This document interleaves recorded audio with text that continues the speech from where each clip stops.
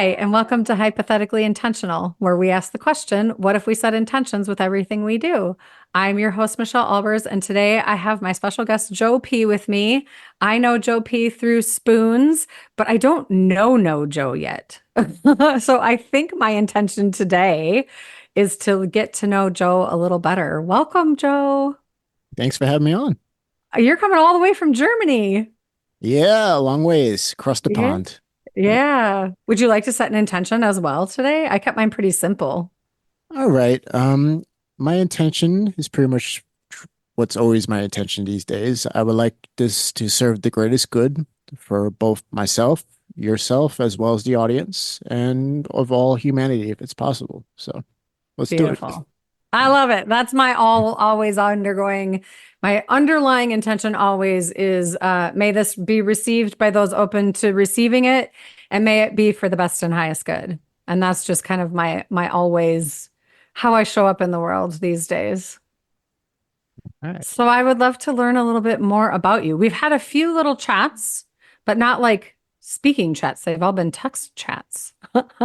So I'm excited to hear your voice and hear your story today, whichever pieces of it that you want to tell. But I have a feeling it's interesting and layered, like many of us. Yeah. All right. So where to begin? Yeah, I'm from New York originally. I spent a little time in Florida as well as Philadelphia. When I was 21, I joined the army and as an infantryman and was sent to Afghanistan for a year. Um, yeah, and then I got out of the military the end of 2012, literally like right before the world was supposed to end, literally. Oh my And gosh. it didn't end. And yeah, I met a wonderful woman over here. That is why I stayed. So I've been living in Germany ever since.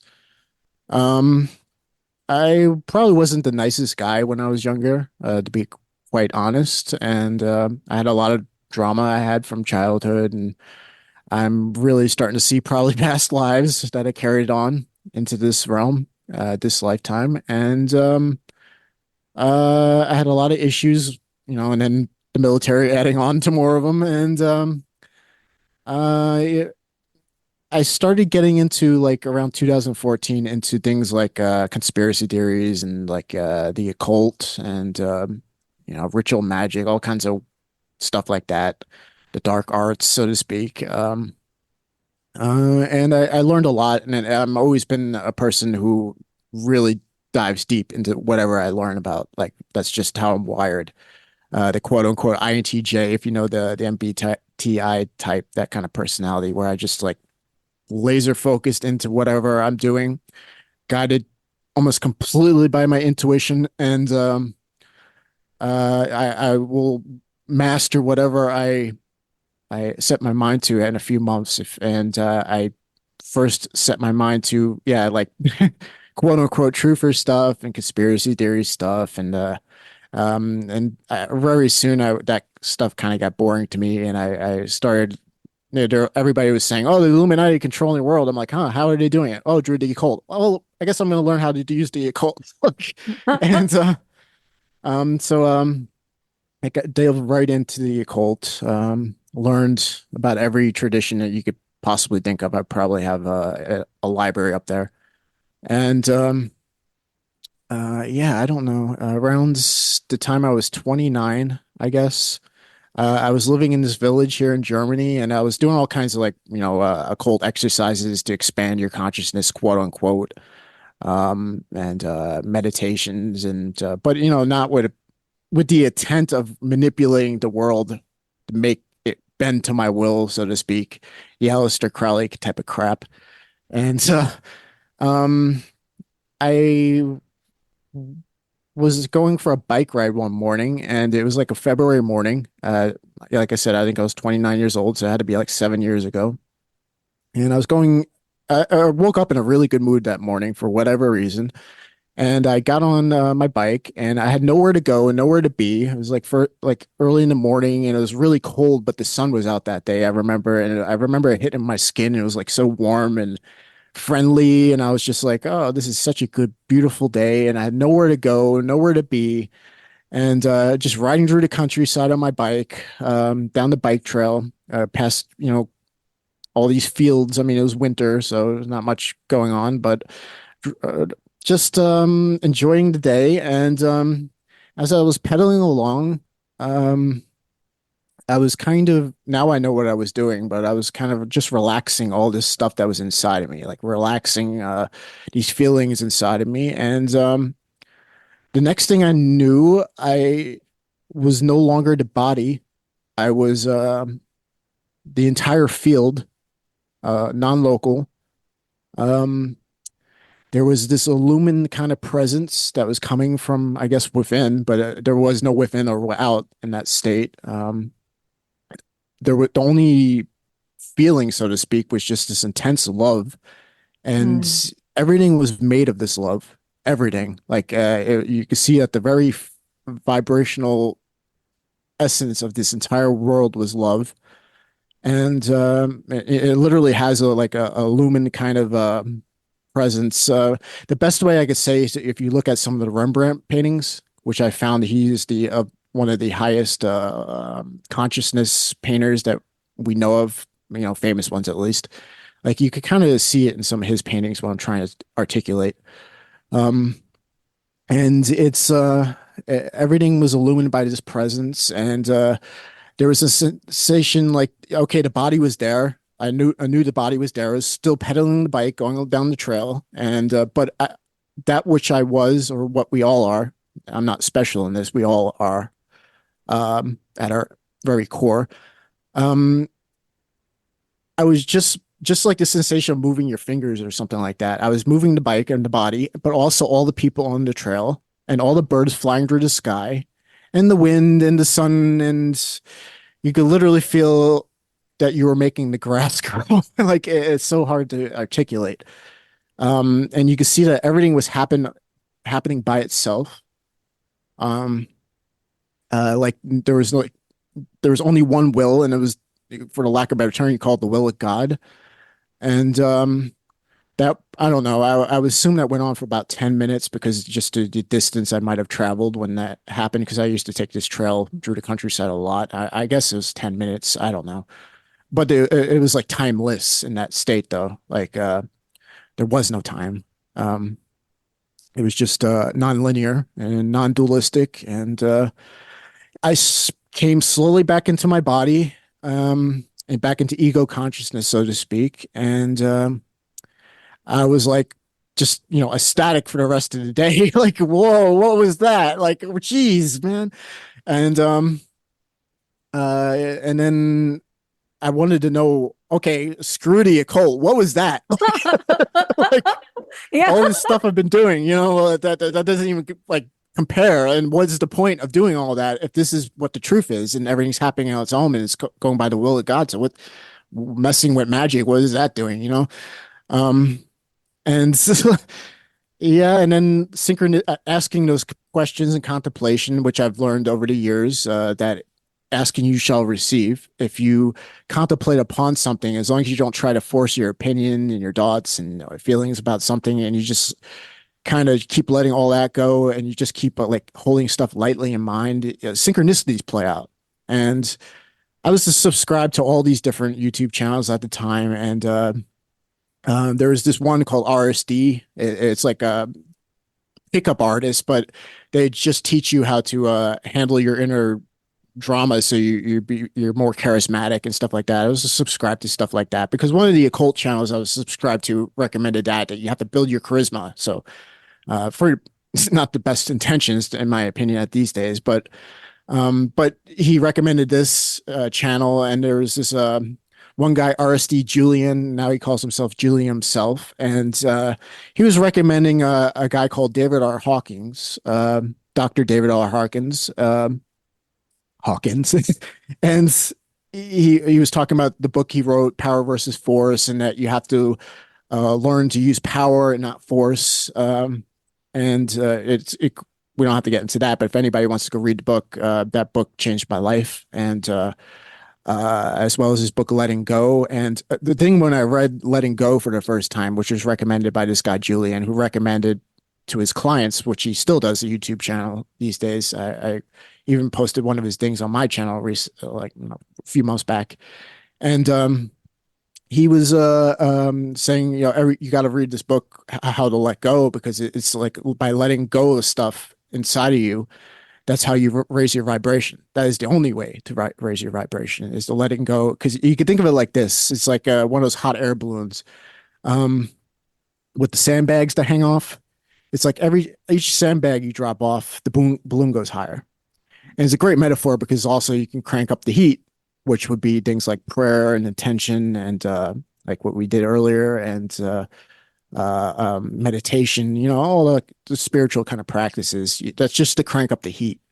But you need to drop the sandbags or you can't go any higher. Like, or you're going to be limited by the weight. And that's the same thing. What happens with our consciousness is that there's a lot of energies. Traditionally in religion, they were called like the seven deadly sins, but they're things like shame and guilt and apathy and grief and fear and anger and pride. Like those are the energies of force and that weigh you down. And energies above that, which I recommend, like I said, reading Hawkins' books or The Scale of Consciousness. If you want to, anybody wants to go onto my channel, if Michelle posts a link, I have all that good stuff on my own channel. And yeah, anyway, so I discovered Hawkins. I was reading this book, Letting Go, and I used to read a lot back then. Like every night I'd read an hour or two before bed. And I was reading this book, and at first when I heard about Hawkins, I was like, oh, okay, whatever. It's just another thing you learn, on your journey. But this book in particular, there was a part towards the beginning where he was describing an experience that he had by letting stuff go, and he's describing almost exact detail what I experienced.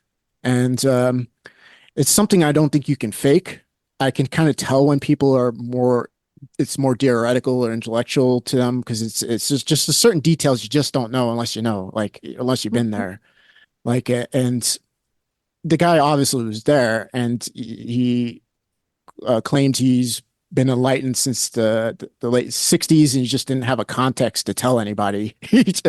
And he discovered through kinesiology that kinesiology, and I'm sure Michelle's audience is familiar with things like kinesiology. He discovered by going to a workshop, because Hawkins was a famous psychiatrist in New York City for a long, long time. Like he used to run the biggest psychiatric ward in the entire country for a long time.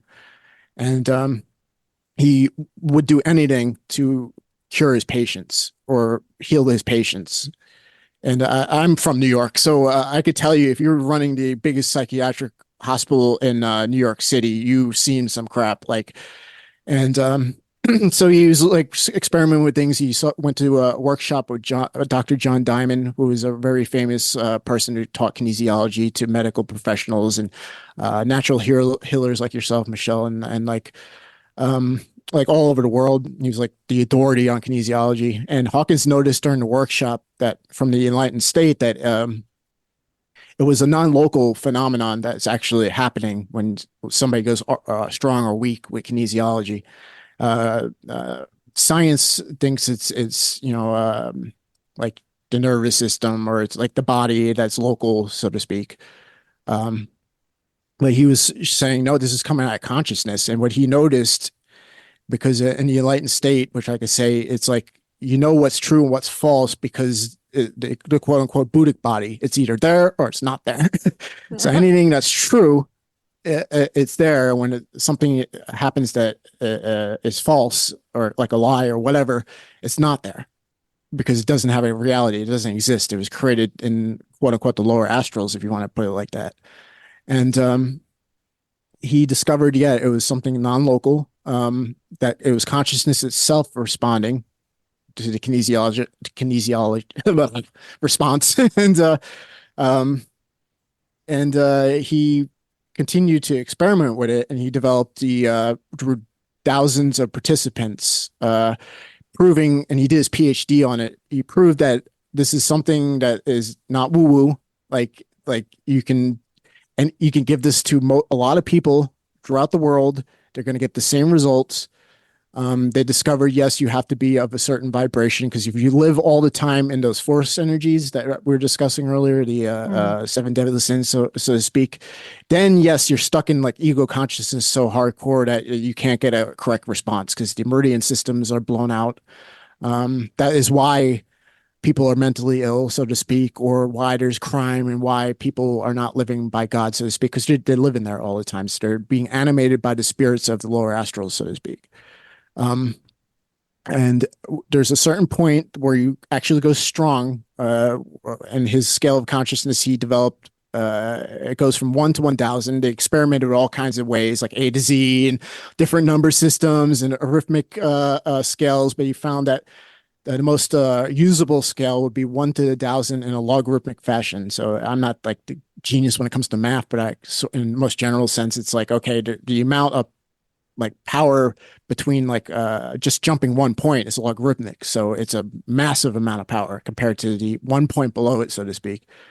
And he calibrated all kinds of things and he backed it up by using thousands of different participants and did his PhD work on it and later wrote Power versus Force. And this was Power versus Force was written in 95, I believe. Don't quote me on that, but yeah, it's like mid 90s.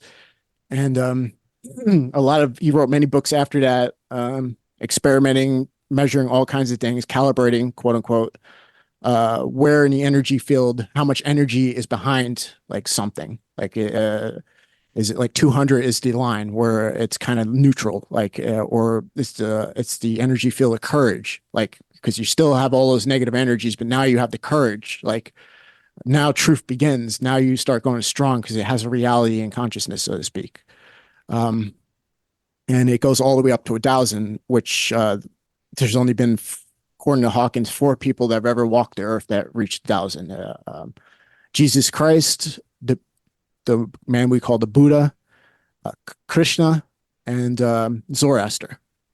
And it's very rare that people even reach. They discovered like there's not just one enlightened state. It starts enlightenment starts at 600 on this scale and goes all the way up to 1,000. And it's 1 in 10 million people in their lifetime reach 600, and most of them leave the world and just drop the body at that point. And Mm. some stay behind. It's kind of the will of God if you stay behind, if God wants you here or not, so to speak.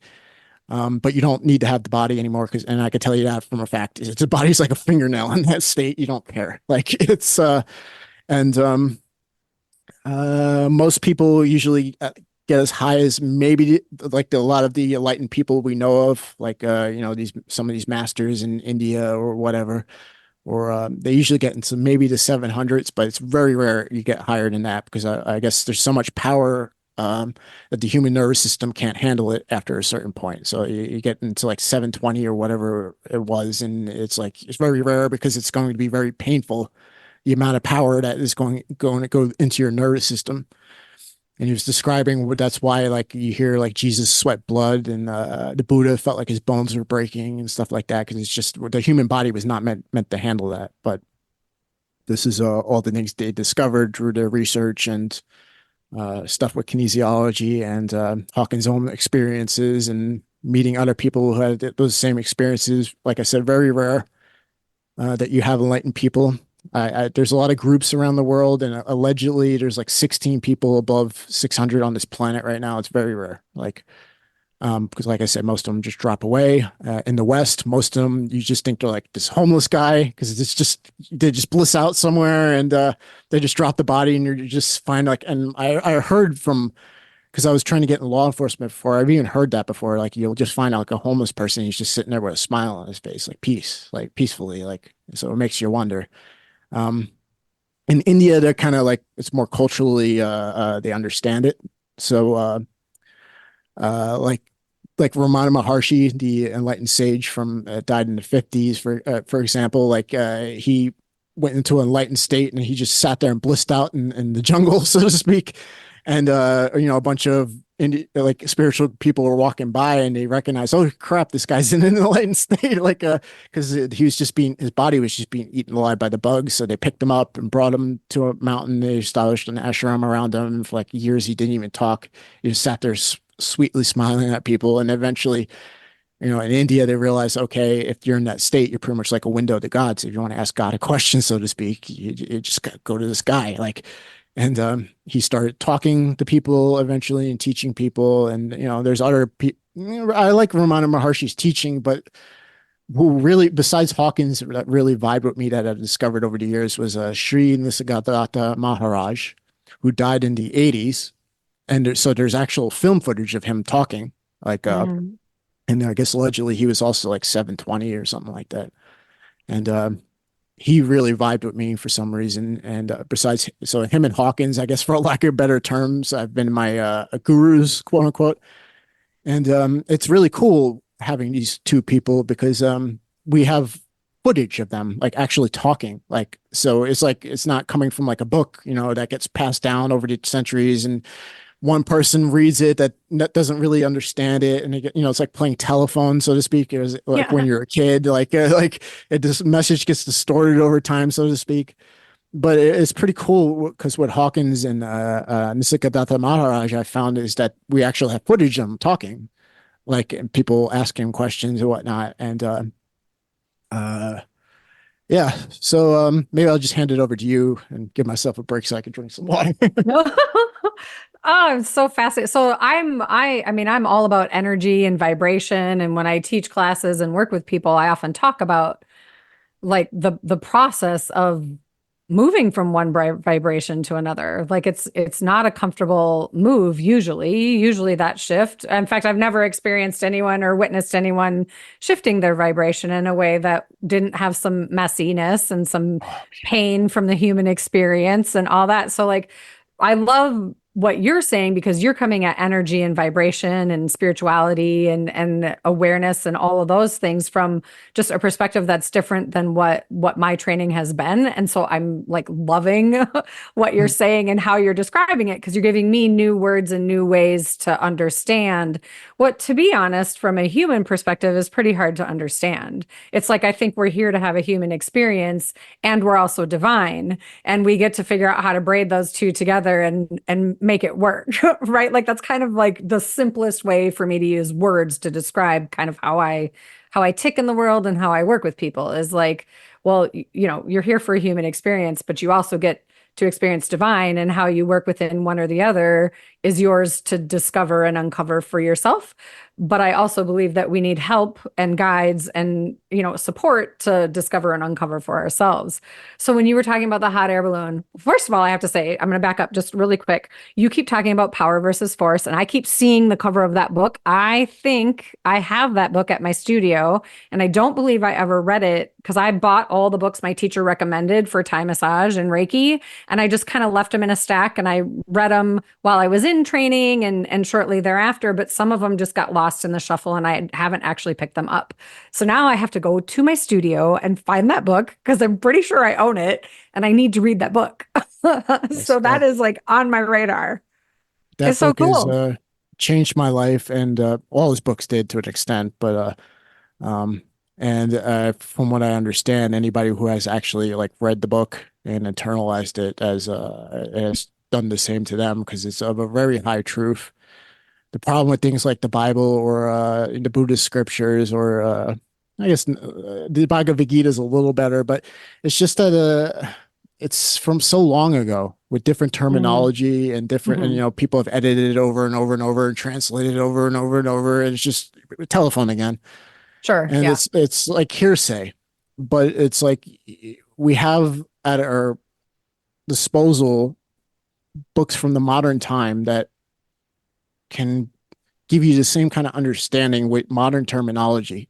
Yeah. And like even the scale of consciousness, it's something that the left brain can wrap itself around because it's numbers. Like Yeah. it's Yeah. like, and if you see the scale of consciousness, like I said, maybe Michelle put the link and you go check it out, or just type in David R. Hawkins scale of consciousness or whatever, you'll find it.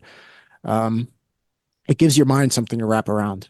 It connects the left brain to the right brain. So it's when we're very left brain people in this day and age. So I found it very useful, very helpful, and I'd highly recommend it. Yeah. Yeah. Definitely on my radar. Going to look for that literally after we're done recording this. I have to go to my studio anyway. And it's like right here. I'm gonna go. I'm gonna go look for it. The other thing you talked about, and I loved the hot air balloon example. And all I could think about, you were talking about the sandbags, makes perfect sense. And then you were talking about the fire and turning up the heat. And then you were talking about like how that won't really, it'll only do so much good if the sandbags are there. And then all I could think about was alchemy. Like if, because I think of fire from a yogi perspective about like our digestive fire, it's how we transform things, we can transform thought, energy, like there's a lot of things that fire represents that can give us transformation and help us surrender, help us kind of burn up that which is no longer serving us, right? And when you were talking about like turning up the heat, but it will only go so far with the sandbags, all I could think is, yeah, too much heat. That's not perfect alchemy. Then you end up with like an explosion, and that's Yeah. not okay. Oh, So it's that's like very how little. important. Very literal. That happened to me when I first started doing this like 7 years ago. I was not ready to do the spiritual work back then. I'm totally honest. I had so many opinions. I even was messing with kinesiology with my partner, and and we were getting all kinds of weird results because I was holding all these things from like the conspiracy theories and the occult. And I just wanted to Yeah, prove myself right, but I didn't want to admit to myself back then.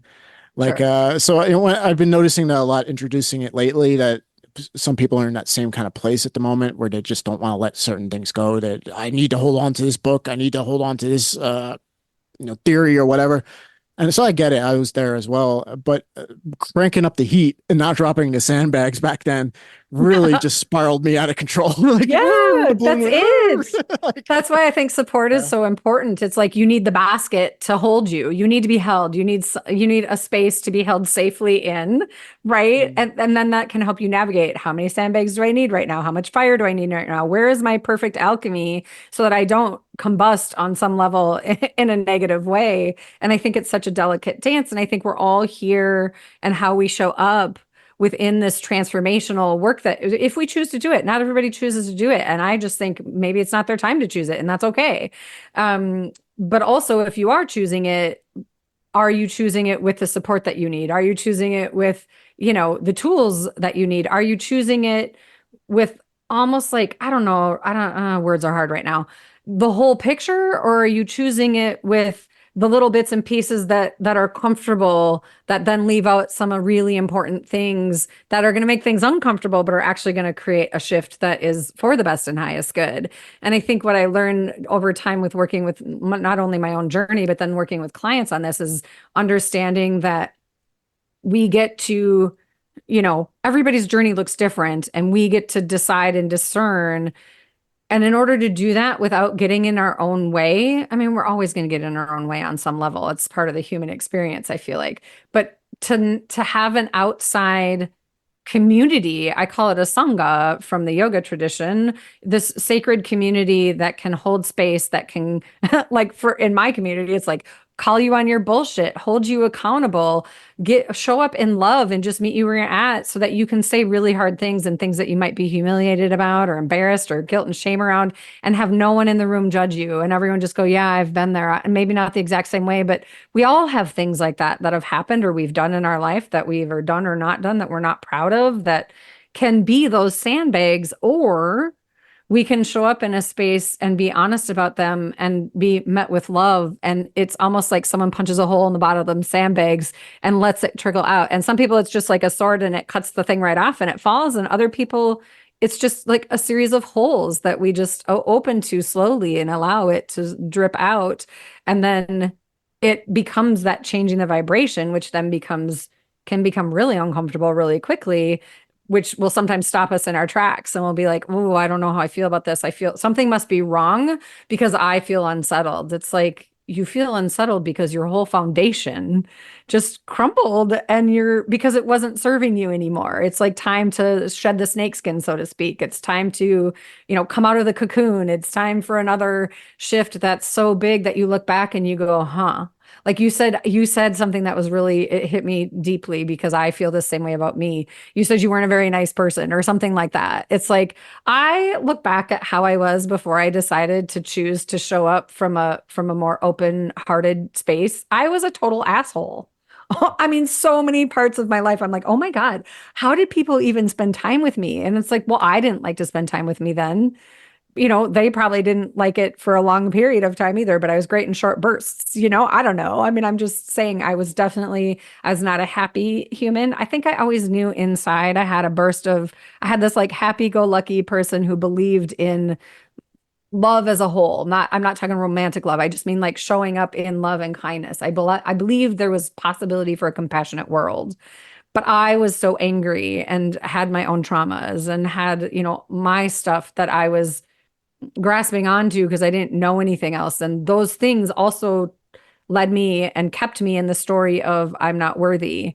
I'm never going to be enough. I'm not lovable. And so it was like this spiral that kept me in this, I was in the loop of not helpful things. And then somewhere along the way, I mean, I think my journey of healing started maybe without gurus, I'll say it that way, you know, in my mid 30s, but I didn't really hit my community until I was in my early 40s. And now I'm 54. So like that journey from 41 to 54 has been magical, the amount of shift and transformation that has happened that to me feels really big and profound. But if you start breaking it down, it's like maybe I haven't really changed all that much. It's just the stories that I'm telling. The truth has come forward, whereas the lies are falling off. I don't know. Do you have thoughts on like the vibrational shift of like the alchemy and how that Mm. works for people?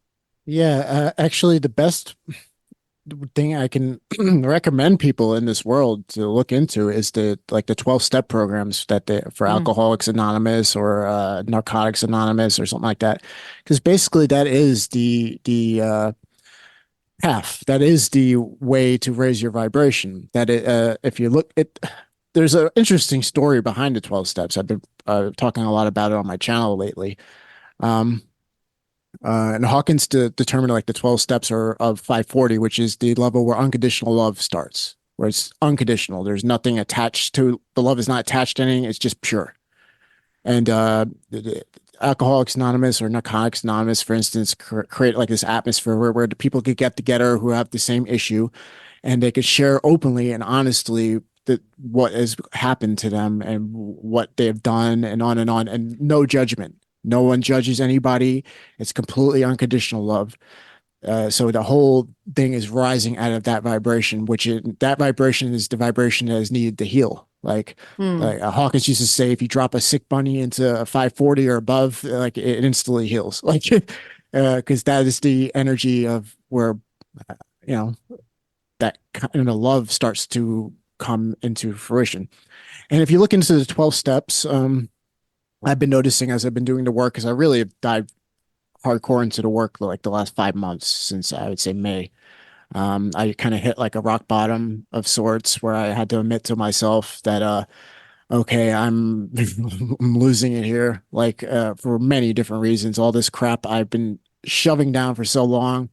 It doesn't matter all the things I've learned spiritually, so to speak. If I don't put it into action, nothing's going to happen, and I feel absolutely miserable. And I'm kind of frozen up, and all I'm doing is sleeping, and all I, you know, so I realized now that I went through all those 12 steps that say you would go through an Alcoholics Anonymous. Like I didn't go through step by step by step, but I took the first step. I admitted I have a problem. Like, for instance, and that flips the energy field immediately. Honesty, as Ram Dass used to say, for those of you who know Ram Dass, his guru always told him, when he asked, how do you reach enlightenment? He goes, always tell the truth and love everybody, which is paradoxical at first. But as you're going down the path, you start to see they start to merge. And the truth is, unconditional love and unconditional truth are the same at a certain level. I would say about 540 or whatever. And so I started being radically honest with myself. Anytime I caught myself lying to myself or to other people, I immediately caught it, which is also in the 12 steps. Like literally, I'm not going through the 12 steps, but I look back and I'm like, oh my, I did all these like at this point. And at this point, I feel like I'm ready for step 12, which is having a spiritual awakening to bring that to people with similar problems and bring it to humanity, because that is your gift. Like God to help you, now you help him, so to speak, quote unquote. And I have a lot of work to still do. A lot. I'm not gonna say I'm perfect, far from it, but I have changed radically in the last 5 months. Like, all my taste in music has changed. I used to love like hard rock and heavy metal and gangster rap, so to speak. And like now that stuff repulses me. Like, I'm listening more classical and Beatles and stuff like that. And my taste in music changed. Like I used to have a real bad potty mouth from my upbringing, and then the army didn't help much. If you go back, like I used to do a lot of shows I still do shows at my great friends, Brandon and Sharon of the Oversharing Show. You go check them out. And I think you were also a guest a couple of times, weren't you? A couple times. Yeah. Yeah. Yeah. Yeah. So I've done many shows with them. If you go back to when I first met Brandon and Sharon and I did the first show with them, I'm like, blah, like cursing, cursing, cursing, cursing, cursing. Even the comments were like, damn, this guy drops a lot of F-bombs. And I never thought of it because that's how everybody in my family and the people around me always, behaved. And then I noticed doing the last show with them, which I we did a show with also our mutual friend Spoons. Like we did a show, and I noticed watching it. I'm not really cursing much. I mean, I still did a few times, but I still do. But not like blah blah blah blah blah. Like, and I didn't even try to change it. It's just now I kind of feel the energy. It's kind of icky. Like there is a reason why they call them curse words. And I mean a good curse word every now and then. It really depends on the intention, but most of the time when you say one of those words, you have bad intention. Just be honest about it. So I noticed I stopped cursing. My taste in music changed. Like I feel a lot lighter and a lot happier. Like synchronicities keep just flying quicker. I mean, I've always been open to synchronicities, even when I was doing like occult stuff, but because that's how you manipulate the blah blah blah. What they think they're doing is not what they're actually doing. But I digress. But and that's another thing. The higher in vibration you get, the more closer you get to the divine essence of the actual field. The less ego consciousness you have, and the more of the field comes. And by the time you hit 600, quote unquote, now the field's or transcended like the ego. But even in the high 500s, so to speak, they say like the saints, a lot of the saints are like in the high 500s, like where they're still separate, like there's still ego consciousness, but it's like the twilight of enlightenment, like the illumined presence is starting to shine through. And one thing, the higher in vibration you get is the more the quote unquote cities develop by themselves. Like whatever telepathy or psychic ability or synchronicities, manifestation, all that good stuff. And you could technically develop them. Even in the occult, they teach you how to force them using force to develop them. But the higher you go in vibration, because you become more of the field, that's the thing. People think they have powers. They don't have powers. The field has powers, and now you're just noticing them. And the higher in energy you get, the more the field you are, and less the ego you are. So these things become obvious because these things are happening all the time. But because of perception, because the ego is perception, it's a filter. Um, you just don't notice it, and then you become open to it. Even when you cross, I think like 250 or so, you start noticing stuff like synchronicities, for example. That's usually the first thing people notice. I mean, some people have cities from, I guess, allegedly from past lives that they carried with them. So those will come online, but usually synchronicities are the first one to come online. And like at this point, like synchronicities are like flying, like really, really fast. I've kind of noticed I've always kind of, for lack of a better term, been a little telepathic. Like somebody will, um, I will think something and literally somebody will say it like a couple Mm. seconds later. That's always been happening to me, but like now it's like really fast. Like I think something and this person more or less read my mind, but we're not reading each other's minds. We're both part of the field. All Hmm. the dots are happening in the collective consciousness, so to speak. And we're just reading the field. So we're all share. There is no original dots. There's nothing new under the sun. It's all in the field, the collective consciousness, so to speak. We're just becoming more aware of it, the higher in energy we get, so to speak. And yeah, those are flying and yeah, just being happy, but not all the time, because as you were saying earlier, what people don't realize, it's not all rainbows and unicorn farts, so to speak. It's like minute you start to actually try to change and let stuff go and pray and meditate and set an attention to be of a higher vibration, all the stuff that you were holding inside yourself in the quote unquote unconscious is going to come to the surface now to say, "Hey, look at me!" Yeah. like, um, Yeah. and it's very painful sometimes, and even letting go, like some things are intense. Like there's few things over the months I've let go that are like an exorcism almost, like hitting my throat chakra and making me gag and all kinds of things, and sweating and like heat and like all kinds of stuff going on. Like and I'm even dealing with a lot of stuff like over the last week, multiple things actually, realizing all these things I'm holding inside myself that are keeping me from being unconditionally loving. Like, and they're all coming out and manifesting in my external as well as coming out in my internal. Like, hey, look at me. You think you're going to be unconditionally loving, not if you don't get rid of me, like, so to speak. So I've been dealing with a lot of that. And that's kind of what turns people off a lot because you have to break your comfort zone. Like, it's like you can't hold, insanity is doing the same thing over and over, expecting a different result. Like that's not how it works. Like you're going to have to change. You're going to have to change your beliefs, your opinions. Technically, at the highest level, there is no beliefs and opinions. So just get Yeah. rid of them all. So, like, get rid of them all because it's literally you're just telling God, "Oh, I know better than you," so to speak. Like, it was technically speaking, like, yeah, like it all comes from the field anyway, and there is a truth.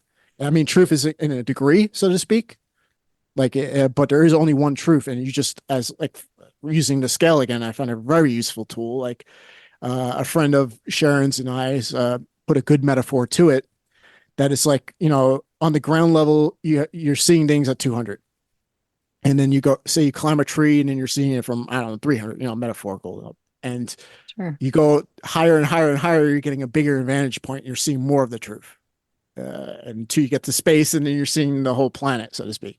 Like it's like think of it like that. That's how kind of how the truth is. Like it comes in the degree. There is one truth, but it goes up. It expands as you get a big advantage of it, a higher context, as you will. Um, and then all those levels above below that have no reality when it comes to this realm. They're literally just coming out of the lower astral, so to speak. You're channeling them, whatever, if you lack a better term, from the lower astral, like lies and anything that never happened. It's the same thing with the Akashic records, so to speak. You want to look at it like that because everybody talks about that. Like everything that's true is in the Akashic records. It has a reality, and anything that's not, it has no reality. At best, you're making it up from some lower astral. Like and yeah. I So guess I when you would. were talking, sorry, Oh no, when okay. you were talking about like things coming to the surface and bubbling up, do you have support as that's happening? Like, are you resourced and do you have like community and people that you lean into as it comes to the surface? Because I think so many people, sometimes it happens as a surprise and they're not prepared. And it's like, wait, I don't even know who to talk to about this. Yes, I do actually, and it was Good. like the people of the Sharon, like Brandon and Sharon. They've been Yeah. very supportive along the way. I was very nervous to tell them the truth when I started changing because there's a lot of things I've come to discover that I'm not sure that but it doesn't get matter. But so I have them, and I have my like a good friend I met also around the same time in Greece, and I have my lovely woman who we're it looks at this point like we're growing together, and I have our mutual friend Spoons. She's been very helpful along the way over the last couple months as well. I have to shout out to Spoons. Yeah. Um, so yes, I do have people, and and then I have my quote unquote gurus. I don't know what to call Yeah. them, but just my teachers. Like Your teachers. Yeah. Yeah. Yeah. yeah, like Nisargadatta Maharaj and David R. Hawkins. Even though they passed, their physical body was dropped. Hawkins in 2012, same time I got out of the army. That's crazy. Anyway, and Nisargadatta Maharaj died in the 80s, early 80s. But we have these recordings, and they left books and recordings, and Mhm. it's just like in India, they go see a guru, so to speak, and they pick it up through the transmission, the energy through the transmission to help lift them. Literally feel from these two people in particular that it helps lift me. Yeah. Um, just even though they're past, their essence is still there, and I can read their books and hear their words through recordings and feel the transmission. And that's the same thing with what I was talking about earlier with the 12-step groups, is that they all get into a group, and it's the transmission of that overall group energy that is lifting them and Yeah. They're in helping the them. Yeah. collective. Yeah. Like they're in their own collective at that vibration, you know. I mean, there Mm. is the collective, and then we have our own collectives here here too. The other thing you said, I don't know. I got like I think it was a download. You were talking about like the things that bubble up to the surface. They're like, oh, you said something like you think you're going to expand or grow or vibe up, so to speak, not without something about like not without looking at us first or something like that. And I heard, and part of this is maybe because I experienced it on my own journey. I actually had a great practitioner kind of call me, just suggest it to me. And at first I was like, yeah, I'm not doing that. That's ridiculous. But she said, what if they're coming up to experience the love? What if those things, those experiences, those sort of low vibe things that have been weighing us down, what if they're not coming to the surface to like stay at that vibration and release? What if they're coming to the surface to receive the love that we're vibrating at? What if they're coming to receive some sort of transformation on their own as well? And the reason I say that, well, A is because I got like like the claircognitive download of like, oh, maybe it's all of the above. Maybe they're coming to just let go, but also maybe they're coming to get a hint of that love and compassion. But it was actually a massage session. She was doing cupping and some moxa burning on my acupressure points, my sen lines. And I was talking about a trauma that I just felt like there was still a little something there and I couldn't figure it out. I'm like, I swear I've done this a million times. Why am I here again? And she said, honestly, I think if you offer it gratitude and appreciation for what it's taught you and what it makes you able to do with other people would be a really helpful way to just kind of give it that final surrender, that final release, that final, you know, unattachment, so to speak. And when she first said it, I got mad. I'm not going to lie. I was like, I do not want to appreciate this experience. I don't. I don't want to think about it. I don't want to relive it. I sure as heck don't want to appreciate it. But then I went home that night and I don't remember if it was in my dreams or I woke up and I was like, well, I'm actually feeling like there's a point to that. And I felt a vibrational shift. I was like, huh, this is amazing. And if somebody would have told me I would have been appreciating childhood trauma, I would have been like, you're nuts. Mm. But instead, Mm. I was like, it is why I can do some of what I do. And it doesn't have power over me anymore. So how can I be mad about that? Like it's part of my human experience this go round. So I don't know. It was a very profound experience for me. And then when you said it, I was like, I immediately got that color cognizance. And then I also had like the recall of my experience when somebody tried to tell me that this energy also, this memory also wants to experience love and compassion and appreciation so that it can evolve in its own way, like, or at least neutralize or go back to where it belongs or I don't know. Mm. No, and I have one other person I guess I want to shout out just because you're watching it. I have a buddy that I met here literally right when I got out of the army, and we were both into the same stuff back then. And we've come up together and we've been friends for over a decade now, man. And he's been very helpful through this whole thing because he's going through a Mm. lot of the same things. So I give a shout out to Jeff, who's also been on the show with me and Brandon numerous times. You go check it out on Brandon's channel. Um, yeah, where was I going with that?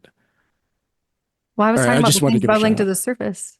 Oh yeah, things bubbling to the surface. Yes, And yes, then yes. maybe also like compassion and love and appreciation and gratitude Mm. might help the healing process even when it's the hard stuff, like the hardest stuff, maybe most Yeah, when it's the hardest stuff. yeah. It's things bubbling to the surface. Yes, just like the metaphor. You got to crank up that heat as you're dropping the sandbags too to start lifting. But Hmm. one thing I noticed, and that's another thing that Hawkins described in great detail about his experience, is when that happened to me, it felt like all the emotions and feelings and thoughts and sensations and the feeling of separateness melted.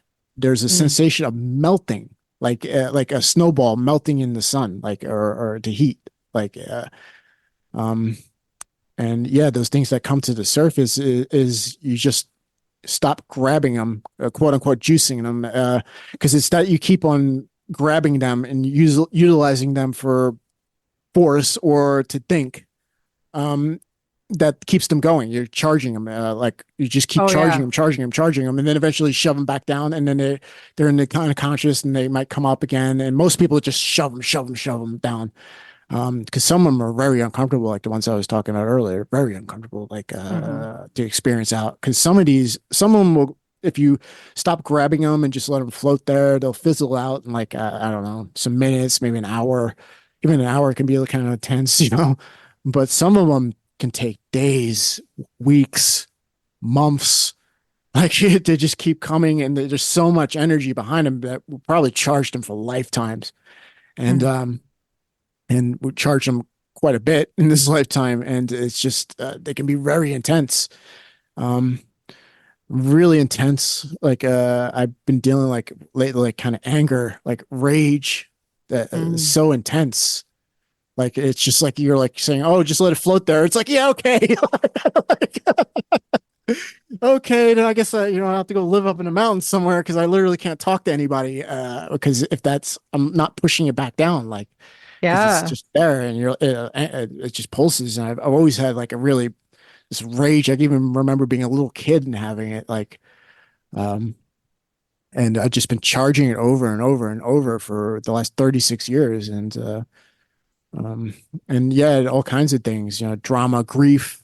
It's like Hawkins used to say, okay, you think you mourn a family member, and that's where the grief is coming from. No, you're mourning everybody you've ever mourned for lifetimes, for eons, with this grief that you have inside of you that you shut down. And it's just a new manifestation, like when you like somebody else that you love passes away or something like that. And I had one like that. I've let go. I don't want to say it's completely gone, but it's lost a lot of its energy.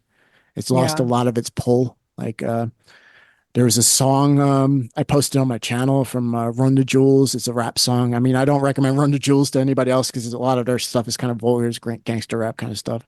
But they did make one song where they were talking about and the same feeling, the same thoughts I had about this grief. And I was listening to the song and it made me weep and like just weep like from like the core of my soul, like that this energy was coming from. The latest was like the death of my mother back in 2001 that I was just shoving down that I never mourned. I'd never mourned her. Like when she died, I might have had a tears in my eyes once, and that was it. I thought, well, I guess I just don't feel anything. I'm in a quote unquote INTJ. I don't feel emotions. I'm like a robot. Like, but no, it was down there, and that song helped me release it. I really do think music can be the greatest gift from God. I've always been a Oh gosh. musician, and And I everybody, oh gosh, sorry. Go ahead. no, I was just saying, yes, music is just from the divine. Like it really, even if you haven't experienced God directly, just the existence of music, in my opinion, should tell you everything you need to know. Just the mathematics behind it and how it works and goes together, and just yeah, it's just I love it. And I What don't think I I would even be alive right now if it wasn't for music. So Oh gosh, I hear you. And I think what I love about music, one of the things I love about music is that it can be an unlock for everybody and it can be a different song that unlocks for everybody. It's almost like it's one of the easiest ways to make it your own because what unlocks for you isn't going to unlock for me. What unlocks for me isn't going to unlock for someone else. I say unlock, whatever, bring to the surface or hold space or bring comfort or bring discomfort. But like, everybody has, even music has its own vibration, and what vibration from which musical piece is going to take you somewhere is yours, and no one else will experience it in the same way you do. And I think that's magical. And as I'm saying it, I'm like, that's really true of everything in life. Like the only one that knows your story is you. The only one that mhm. knows my story is me. My vibration is mine and mine alone. Your vibration is yours and yours alone. Sure, we're all part of, like, at some point we all have the potential to be all at the same, same light. Uh, but I think here, as the human experience, we're so unique. And what works for us, I love that there's scaffoldings and like, you know, scriptures and books and gurus and teachers and experiences and all of these different things that can help us go within if we're willing to look. And then we always have an opportunity to heal. And I believe there will always be more to heal. I mean, short of, you know, done, whatever that means. Maybe it's the 1,000. When you hit 1,000, there's nothing more to heal ever. Yes, that's actually a good thing to bring up. That brought something to mind is, yeah, everything you're healing from the individual ego kind of level at 600, that's when it's officially kind of released. But then you're not out of the woods yet, because then you have to deal with the whole collective humanity Yeah. all the way I up to mean, 1,000. So good luck. You're never going to be completely out of it. You'll just be, of a higher vibration, more of love, so to speak. But you're going to be dealing with it all the way to 1,000 allegedly. So just right. because you got enlightened doesn't mean you're out of the woods, as far as I Right. understand. Right. You just said something about love again, and it reminded me, I got a ping the last time you were talking about love. And I don't remember where I heard it. I wish I remember where I heard it. I don't remember if it was a friend that said it or I read it somewhere or I heard it on a podcast, but they were saying that like why we're here, everyone's purpose, if you get to the core of it, is the same. And our lesson, not our purpose, our lesson. What we're here to learn as humans is to learn how to love ourselves. Because when we learn how to love ourselves, that ripples out into the world and then world becomes love. And I just wanted to get your take on that. I thought it was beautiful, but also like, holy cow, that's intense.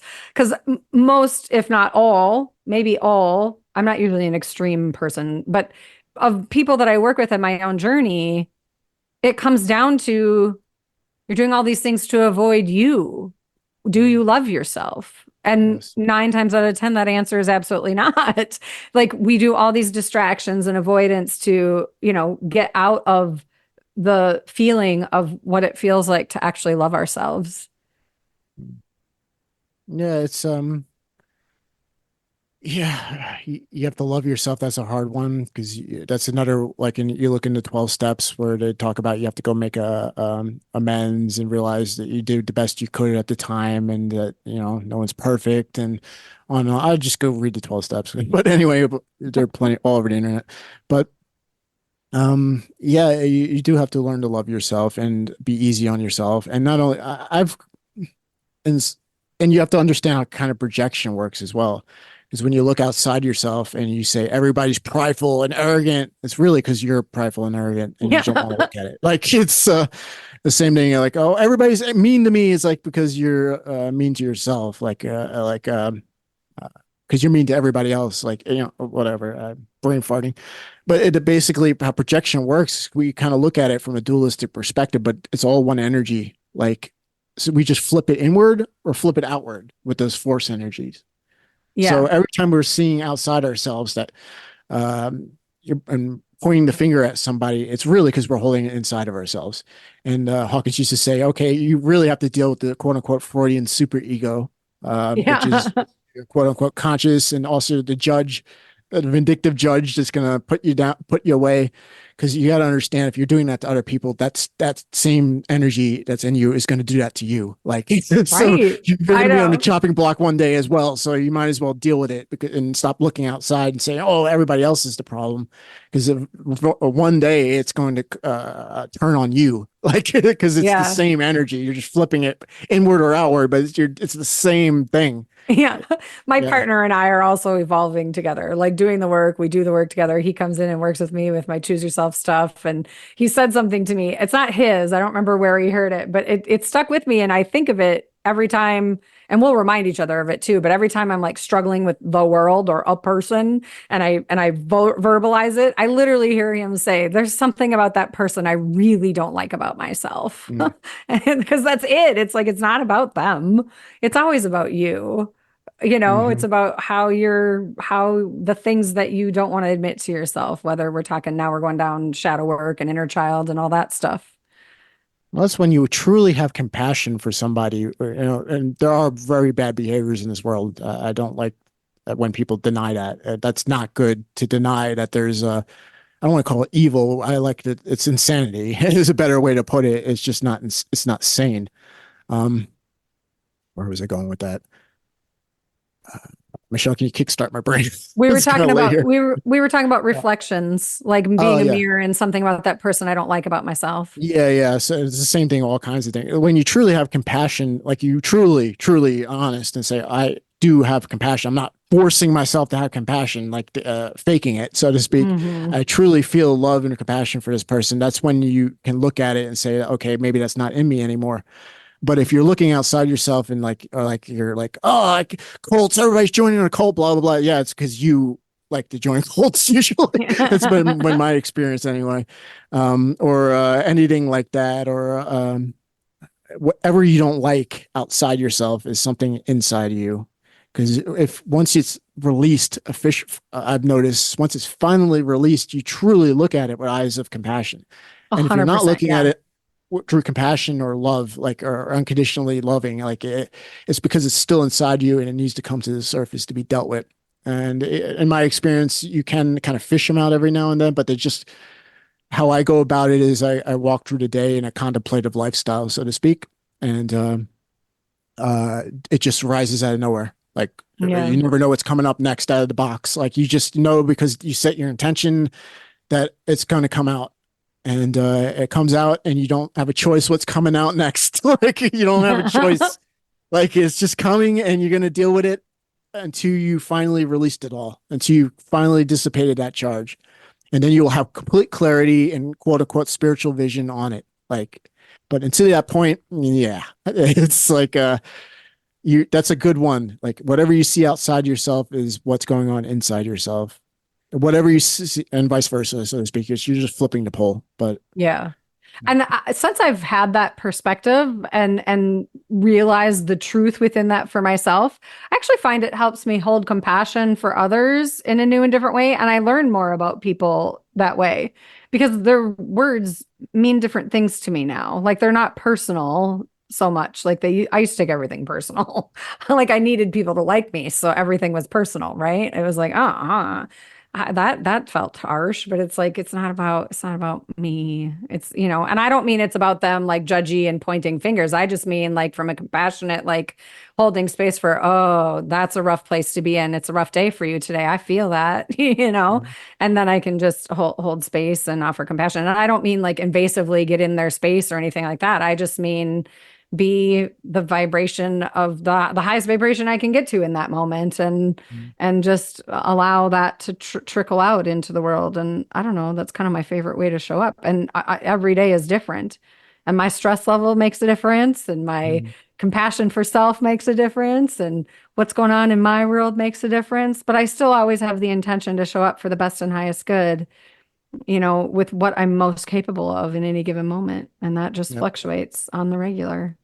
And that's all you got. That's all you can do. That's all you can do. Like you have no Yeah. choice how they unfold. The thing is, I have a friend, our friend Brandon. He's been saying for months, like you're already perfect, you just don't know it, so to speak. And I kind of realized exactly that what he said is actually true. When you set an intention, because I kind of get glimpses of it in the non-linear, it's already happened when you set that Mm. intention. But we live in the linear realm, and it's going to unfold, and it's going to unfold in a certain way. So we're already perfect at the very core, our very essence, just by the intention. It's already a done deal, so to speak. Especially the more you practice the intention, you're already have that field carrying you. But now everything that's weighing it down, all those sandbags are now going to have to be dropped. Like so, and Yeah. it's going to all that stuff is going to come to the surface, so that that energy is now pure, and you become perfect, so to speak. But it's an Yeah. unfolding process. Like it's an unfoldment. Like you have to have patience because it's some things are going to take weeks, months, years, decades, maybe. Who knows? Like, Yeah. so That's beautiful. That feels like a really good place to wrap up. We came right back to the air balloon. I I love it. That feels good. How do you feel about that? love it. Oh, me too. Okay, so how can people find you? Like, where do they Right. find your group? You can look up Contemplations of Spirit on Telegram. That's the main place I'm posting right now. I do have a YouTube channel of the same title, Contemplations of Spirit. I'm going to start uploading content on that shortly enough. It has to be my own content because I can't post like other people like Hawkins or something like Oh, that sure. because I'll get a copyright strike. So, but Telegram is like the Wild West still, so I could post what I want. And Yeah, so check out my Telegram channel. I'm sure a lot of Michelle's listeners have, a lot of your listeners have Telegram. Go Contemplations of Spirit. Um, and I've been posting regularly. Every day I post something, even if it's just one little thing, like one sentence, if that's all I have time for. But I make sure I'm posting one thing every day. And yeah, check me out there. I've been a guest on the Oversharing show multiple times. You can check me out on Brandon Bonanza, the YouTube channel, Brandon Bonanza. I've done shows of the Oversharing as well as shows with my Brandon, my friend Jeff, on the Brandon Bonanza show on the same channel. And yeah, now with you. So Beautiful. yeah, Thank you so much. I so appreciate you sharing your story and your heart and your wisdom and your experiences with us. I really appreciate it. Is there any one last little nugget that you want to share, or are we good to go? yeah. Like I said before, as my friend Brandon said, you're already perfect. Just enjoy the ride. So. Enjoy the ride. Oh, that's a beautiful thing. All right. I think that's a wrap for today. Bye. Be you every day.